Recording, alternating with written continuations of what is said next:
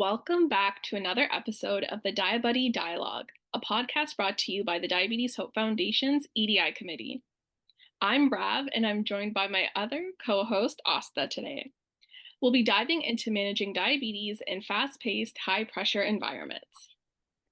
Whether you're navigating a packed shift at work or a low blood sugar during meetings, this episode will explore how we can maintain balance and keep showing up for ourselves in the rush of everyday life. Today, we're picking up the pace with a special guest who knows what it's like to manage diabetes in the rush of the emergency department, or ED. Introducing Alex Kupferschmidt. Alex graduated from McMaster University with her nursing degree, and she now practices in the emergency department. She was diagnosed with diabetes during her frosh week at age 18. And in her free time, she enjoys geocaching, puzzles, and hanging out with her family, including her twin cats. Welcome, Alex. Yeah, welcome, Alex. Hi, So, guys. why don't you get started by just telling us a bit about your diabetes journey and your diagnosis? I guess like diabetes, it's very individualized and everybody has a different story that they have to tell. Mine is not one that I've heard of before, but obviously I was diagnosed like a little later than when, type 1 can be also called juvenile diabetes. So I was a little older when I was diagnosed, and we kind of started to suspect something was up when I was about 15 or 16. I went away to summer camp for a week, and it was at like NASM, Northern Ontario School of Medicine, up in Sudbury. And they were trying to get kids introduced to the healthcare field and like show us the different aspects that and like opportunities there are for careers. And one of the days we were checking our blood sugars, and everybody's pricking their finger. They're like, "Oh, my blood sugar is 5.3, mine's 4.8." And then I'm just like, "Mine's 10.2." And they were like, "Oh, that's not great." They're like, "You should probably follow up with your family doctor because that's kind of high." So I did, and like there was no like obvious issues that he saw. So he's like, "I don't know." He's like, "Maybe you just had something like really sugary that day. Like it's nothing to be concerned about." Then fast forward almost 2 years, I was in my 12th, like my grade 12 year of of high school, and I was starting to feel like more tired, like more thirsty. And my cousin had just recently been diagnosed with Graves' disease, which is hyperthyroidism, and it can be genetic. So she was like, "You're presenting with a lot of the same symptoms as I am. I wonder if you also have hyperthyroidism." So I went, I had my thyroid checked, and that was beginning of 2017. And my family doctor told me, he's like, "No, your thyroid's fine, but your blood sugar levels are elevated." Mind you, I was so fit back in high school. I played like multiple sports every single day. Everybody was like, "What do you mean?" Because he diagnosed me with type 2 diabetes. There was really no like huge change in my A1C because like I mean ultimately it's elevated blood sugar, and like your A1C is a huge indication of diabetes diagnoses. So, everybody was confused because they're like usually it's like elderly or people that are obese, and I was not either of those. Um, so he's like, just monitor with your eating and your exercise. And I was like, "Oh, okay." Um, then about 6 months down the line, I like really like while I had been checking, everything was always fine. So I was like, this kind of seems silly, and I kind of took a break from it. And then I started to get like excessive thirst. I was so lethargic. I was sleeping like the majority of the day, waking up, passing out before I even could get to work. Lost feeling in my toes, and I was like, something's upset, like wrong. Um, I checked my blood sugar one day, and it was like in the 20s, and I was like, "That's not good." So, I went back to my family doctor. He had diagnosed me with type 2 diabetes. He was like, "I'm going to put you on metformin." So he put me on metformin. Within a week, I was on the max dose of metformin, and it wasn't doing anything because obviously with type 1 diabetes, metformin won't have an impact on your blood sugar with type 1. So I got in to see an endocrinologist, and unfortunately, that happened to be during like the second day of frosh week of university, and he was like, "Yeah, you don't have type 2, you have type 1 diabetes, you're insulin dependent." And I was like, "Oh, damn, that's unfortunate." And I also had a huge fear of needles. So having that diagnosis, you get over that fear quite quickly. So, I mean, that was coming up to 8 years ago. So it's been almost 8 years since diagnoses. So, Wow, that's quite the journey. yeah, I think it's always difficult, like once you're diagnosed, to adjust to like a different lifestyle, a different way of management, but even just your journey to getting to your diagnosis, right, was so tricky and full of like mystery or like curiosity in one way, right? oh, Uh, for sure. Kind of switching gears towards your interest to work in healthcare, what sparked that interest and specifically the ED? Well, like I said, how I had gone to this summer camp, um, I was obviously like I had an interest in healthcare, I guess from a very young age, and this week at camp kind of reiterated the my interest in that. I always found that I was interested in helping people. I was very fascinated by human anatomy. I ended up just deciding, nursing seems like a good career. There's so many opportunities to grow from it. Um, Honestly, for the longest time, I thought I wanted to work in peds, like pediatrics. And then it came down to applying for jobs, and I was like, you know what? I work really well in a fast-paced environment. I am not someone that likes the same thing every single day. And the Emerge has the drama, the education that you're gonna get. Like I'm learning something new every single day. I every day is going to be different. So I was like, this really seems like this is like kind of my niche. Like this is like my area. And I mean, I've been there for 2 years now, and it seems to be kind of what works for me. I can't see myself really working in any other area. So, I really respect that, like the whole like not liking to do the same thing every day and wanting every day to be kind of different. I can also appreciate that that can be very chaotic when you're in it, even if you're very like used to it. So, what does a week in the life of an ED nurse look like? yeah, so unlike most professions that are kind of Monday to Friday, as a nurse, I work shift work. So for me, typically a week could start on a Monday, but my week also might start on a Wednesday. I do usually do 2 days, 2 nights, and then I'm off for five. So each week's different. I don't have the same kind of routine, which you know, can pose its challenges with diabetes and having a social life and just managing your entire life in general because everything's different. We're 24/7. We work through holidays, we work through the night. Um, yeah. But we do have a lot of downtime because we work 4 days in a row. I do get some good chunks of time off, which I have to be able to reset and get ready to work again. And it's an interesting parallel because you mentioned like at work, no day is the same. And I feel like with diabetes too, no day, no hour, no minute is the same, really. Exactly. I tell people every day, you could eat the same thing, you could do the same workout every single Mhm. day, and your body's going to react differently every single time, For right? sure. It's Yeah. never going to be the same, which I mean, for me, I just kind of live my life day by day. Like, no day is really the same for me, even when I'm off. So it kind of works out for me, working in the Emerge and having diabetes because I'm kind of flexible. I kind of go with the flow. I do whatever I want. So, And can you speak a little bit more about that sort of management of blood sugars while you're in the ED? What kind of challenges or maybe ways that you found worked for you? yeah, so what I found is that I'm like very structured when it comes to my work because I know that I'm working 12-hour days.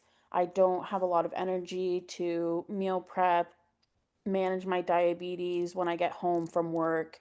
I don't have time to do anything for myself. So I'm very structured. I meal plan and meal prep before my shift starts, like my set starts, so that I can be organized.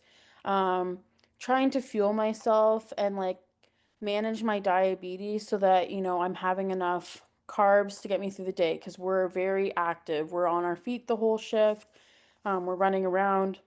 And then there's always, the anxiety of going low at a critical moment, right? And you're like, how can I best care for my patients and ensure that I also am not causing another problem, aka like hypoglycemia, where I'm not going to be thinking my best. I'm going to be shaky. We're putting in IVs and we're needing to do them rapidly. Like, I need to be focused and I need to be like clear minded so that I can do that. So, I mean, there are times that I have like been hypoglycemic and it comes down and it's like the doctor just ordered blood work and then I have to put in an IV and I'm sitting there, I'm shaking, and I'm like, oh, great, now is not the time to have a low blood sugar.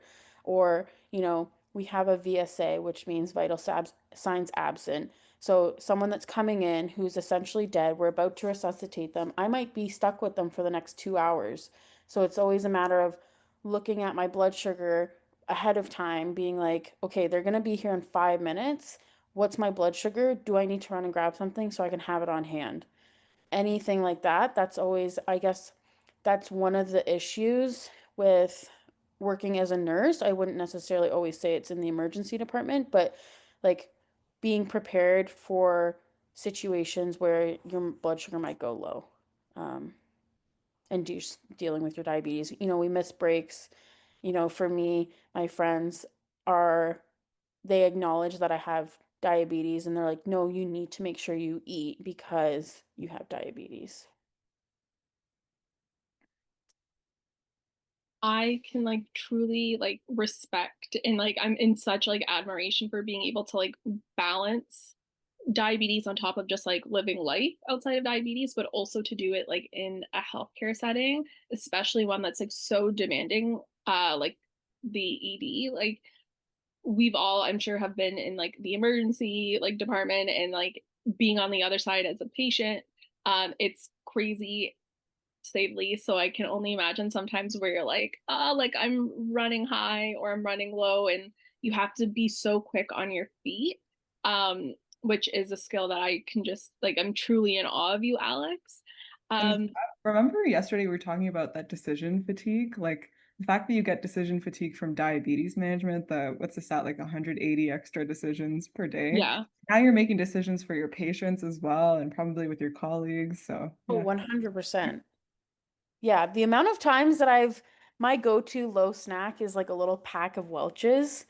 So the amount of times I've literally run to my bag, ripped it open, thrown it in my mouth, started chewing and walking back, and I'm like, you know what? My blood sugar will come up in 10, 15 minutes. I'll keep going. yeah. And like some people are like they can bounce back after eating a snack like pretty well. Like I'm someone who I'm like a woman in a Renaissance painting where I'm just like, let me be, I need to rot and then I'll come back to life. Well, that's the thing with diabetes. Sometimes my lows hit me so hard, and I'm laying there and I'm like, I can't think. I just need 10 minutes. Like, I feel so unwell. And then sometimes I'm like, I can just kind of feel it. I'm fine, right? So sometimes they hit me hard, and I'm like, I'm gonna melt this and take this for the next hour because I need time to myself. So. Absolutely.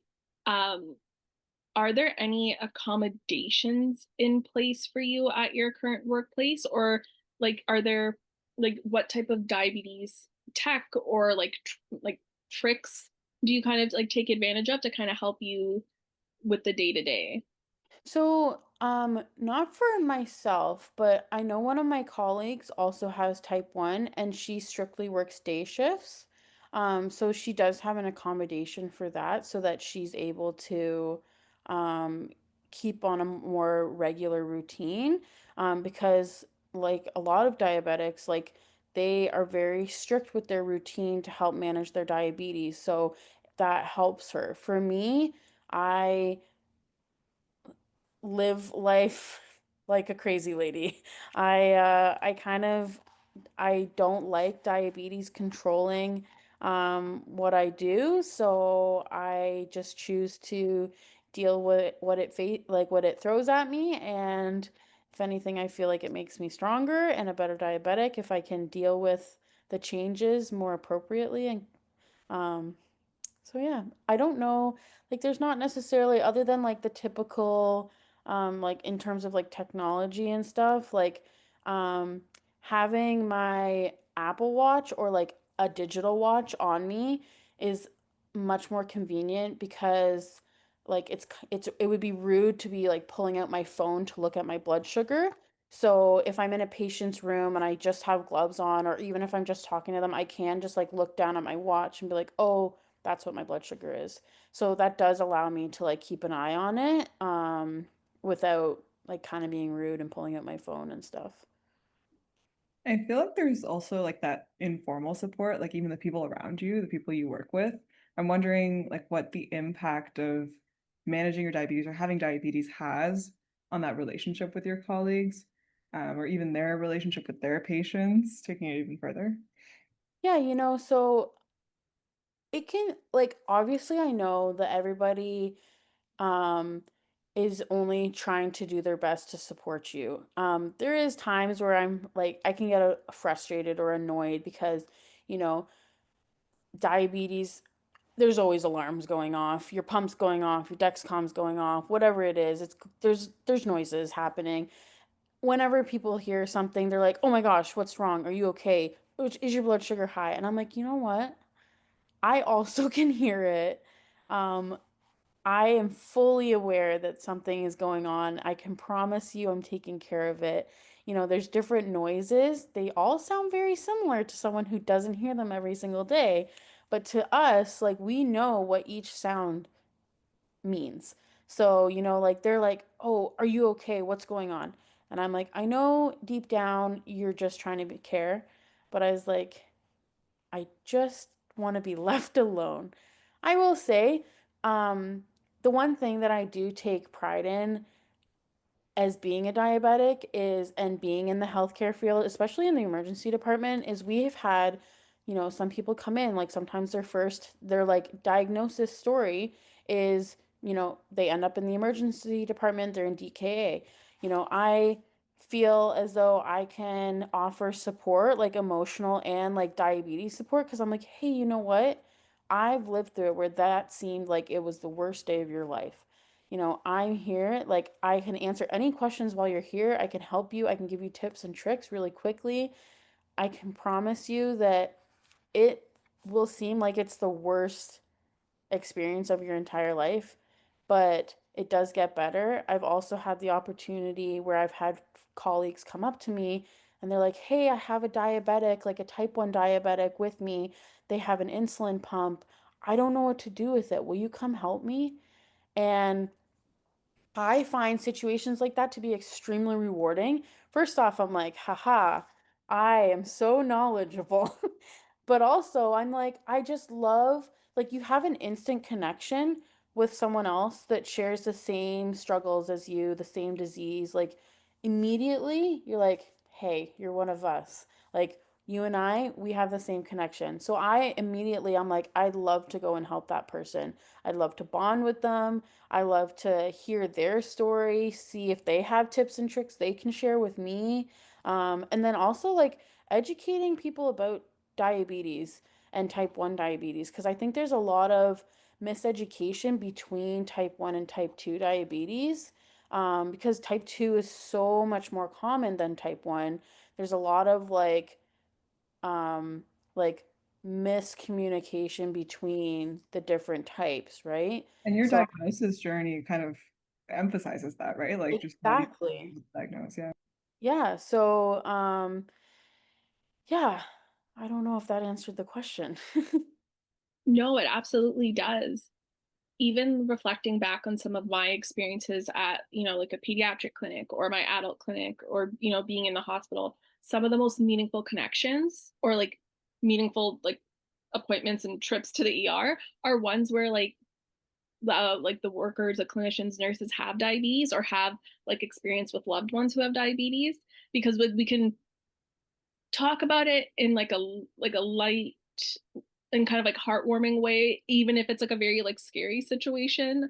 And sometimes like that's just enough to kind of like ease some of the anxiety. So like I would love to have you as my nurse if I was ever in the ED. Like that would be um an unfortunate situation, but like I would love to see Alex. Um and so kind of going back to what Asta was saying, we have a lot of numbers flowing around like in our day to day, but then even, when folks are saying we make 180 health related decisions a day, it takes like 40 minutes for our brains to bounce back from a low. It's a lot, right? Like it's a lot. How do you cope with burnout? Either like professionally or personally? Yeah, you bring up a really good point because, like, I've heard so many people who talk about diabetes burnout and how, there, like you said, there's so many decisions that we're constantly having to make. Like, the amount of times I get woken up in the middle of the night, like, it is a 24/7 thing that we're dealing with. And then, as someone who works in the emerge, and then has a larger scope of practice than like we have like a very large scope of practice in the emergency department because we're making more decisions before the doctor has even seen the patient. um, and you're seeing so many people and you're talking so much to people and you're educating them so much and making decisions for them on what you believe is best for them and their care. I get burnt out not only as a nurse but as a diabetic, and I find that some things that have helped me are going to the gym. I've always been like I said, I mentioned back when I was in high school, I was always on sports teams. So, throughout university, I was on the rowing team at McMaster. And then when I wasn't able to row anymore because of nursing clinicals, I was like, I need something I need to work towards. I need something that's going to drive me, that allows me to focus on something that's not school, not work, not diabetes, something that's for me and my well being, but something that I find joy in. So, I work out, I play sports with friends. I love to do puzzles. I love to watch Netflix. Love to read books. Just stuff that like can get my mind off of all those decisions. Just something where I don't need to make any decisions. I find that best cures my burnout. Um, and just spending time with friends and family and you know um just trying to enjoy the little things in life while you can, right? Obviously diabetes is going to interrupt every once in a while, but um that seems to, and that's why I take like my days off in between my sets. I really take the time to do things for me, so that I can come back and be a better nurse for them and a better like caregiver for myself, for the next 9 days, like my 4 on 5 off, like just reset and get ready to go again. And you're just getting off of a shift and here with us, so we're so grateful for Yeah. that. I was going to say something else that I really relate to the part about you saying that the activity shouldn't like doesn't involve as many decisions and that helps you rest. And it's funny because I always watch like something on Netflix and people will be like, "Oh, what was the plot? What happened?" I'll be like, "I have no memory." I was watching, I was No like, "Oh," thought. and it disappeared after. I wasn't trying to, think about it too much. To sort of wrap up this episode, we wanted to know if you had a takeaway for our listeners to remember. Yeah, I guess so. As someone who works in the healthcare system and works as a nurse, um, always advocate for yourself. Whether you're in the hospital, whether you're outside in life, advocate for yourself as a type 1 diabetic. People don't always know what it's like, what we have to endure, what rules are in place for us, like what we need. Advocate, advocate, advocate for yourself as a diabetic. I am constantly learning about diabetes. You will learn so much as you go. You will learn tips and tricks from people. You'll learn things on how to like better manage your blood sugar, tips and tricks on like if you were to travel, like things that you can do. In the end, you know your body best. If you're in the hospital and, they're trying to manage your diabetes, I would always say like as long as you're capable and you're like alert and oriented and able to, always advocate for yourself. That's the one thing, like I said, my colleagues sometimes don't know what they're doing with like your body. You are your caregiver every single day. You're the one that will best take care of yourself. Um, or if you have a family member, and you're the parent of a type 1 diabetic, advocate for your family, advocate for your friends. The takeaway, I love to educate people about diabetes. I think we should all do it. I think so that there's um, no judgment, no miscommunication. People are more aware and maybe they're more understanding about what we have to go through. Yeah. I really love that point about advocating for yourself and kind of on behalf of like your own loved ones. And the education never stops. And, even though sometimes it might be very exhausting, it's a necessary kind of thing that we have to do, whether it's in our professional lives or personal ones. And those who get it will get it. And those who refuse to, you can just like slowly cut them out of your life if you can. So, with that being said, thank you, Alex, for taking the time from your busy and fast paced schedule to chat with us today. Your perspective from the front lines is a powerful reminder for all of us to stay grounded when navigating the chaos of diabetes management. And Thanks. that's a wrap for today. We'll catch you next time on the Diabuddy Dialogue. Whoever you are and wherever you're tuning in from, you've got a Diabuddy here.